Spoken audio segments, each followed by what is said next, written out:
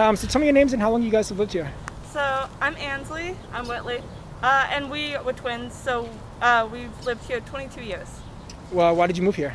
So my parents moved here because my dad got a job working at a restaurant in Georgetown. It just had more opportunities because he wanted to do something in politics. He didn't end up doing anything in politics, but there was opportunity, so they tried it out. Do you know why they came here specifically? They like the neighborhood. They like the neighborhood, and they could afford it. Yeah, they could afford it. But you like it here. We do. We love it here. Why? We left and then we came back. The entire time I was in college, I was like, gotta get back to DC. I really love the culture and the people, the community. It's a good community. It's a community, this neighborhood. Would you change anything about this neighborhood? I feel like a lot of people don't understand like some of the history around the neighborhood, and that's disappointing. But I don't know how that would like change. It's just kind of what happens as neighborhoods evolve. Do you have a favorite memory from this neighborhood?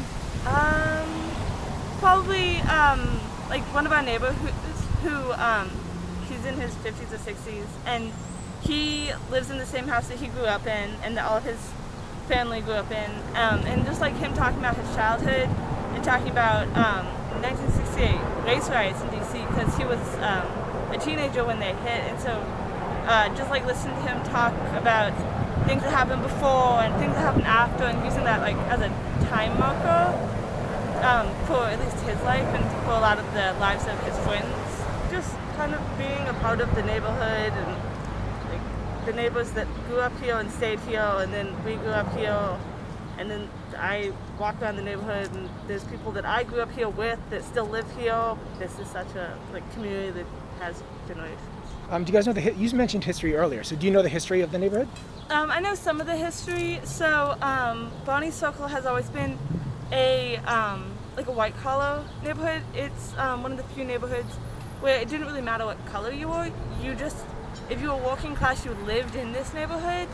It was primarily a lot of like Navy workers, just because we're so close to Navy Yard and waterfront, and so yeah, that's like, and the trolleys used to come and turn around at the end of the neighborhood and go back to the cow barn.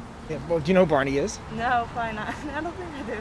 No, he was a Navy admiral. He fought in like the Revolutionary War of 1812 and the French Revolution in the Navy, and then like an act of Congress in the 1900s changed the circle from Pennsylvania Avenue Circle to Barney Circle, and you're like 100% right. That's really cool that you know that stuff. My last question is, how would you describe this neighborhood for people who have never been here?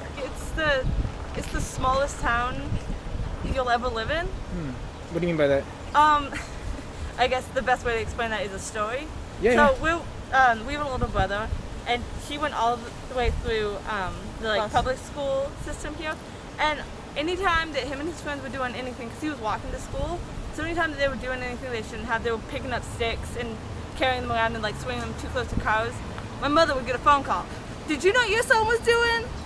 Any child that they knew that was friends with us, my mother would get a phone call. Do you know what this child is doing? Smallest town you'll ever live in. You can't get away with anything. Hey, I appreciate you guys. Thank you so much for taking the time to talk with me. Absolutely. This is the third time I've been down here in about a week and a half. I spend about 2 hours each time walking down the streets, just asking people to tell me about their neighborhood. And I had one group of two ladies stop to speak with me the entire time. Some people said hi. Some people ignored me altogether. Some people crossed the street. And at least one man put his hand to his face like he was trying to avoid a teacher as he snuck past the door in the classroom, which is, like, it's kind of funny if I'm being honest, but it's also hurtful because I don't want to speak to anybody on camera who doesn't want to speak to me. There are reasons why people wouldn't want to chat with me, wouldn't want to be on camera, like I totally get that, but to like actively avoid somebody whose sign literally just says, tell me about your neighborhood, it's a little strange. And I think it speaks to the fact that what I gathered from being down here is that this is a part of the city where people live together, but live separately within that togetherness. Like there are little pods that people live in that don't overlap. And there's a sense of community, perhaps if you live here, But for somebody coming in as an outsider, I never really felt that. Contrasted to Adams Morgan, for example, when I went there, people were immediately like, "What's your sign? What are you doing? Oh, you live here, tell me more."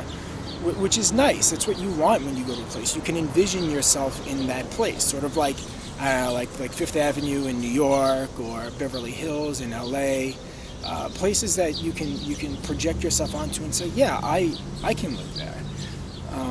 I guess I'm just, I don't know, disappointed. I like talking to people, and I wanted to talk to more people. So if you do live in Barney Circle and you want to chat with me, hit me up in the comments below, and I will add our conversation to this video in an updated version. But until then, Barney Circle is neighborhood 6 of 131 neighborhoods in Washington, D.C.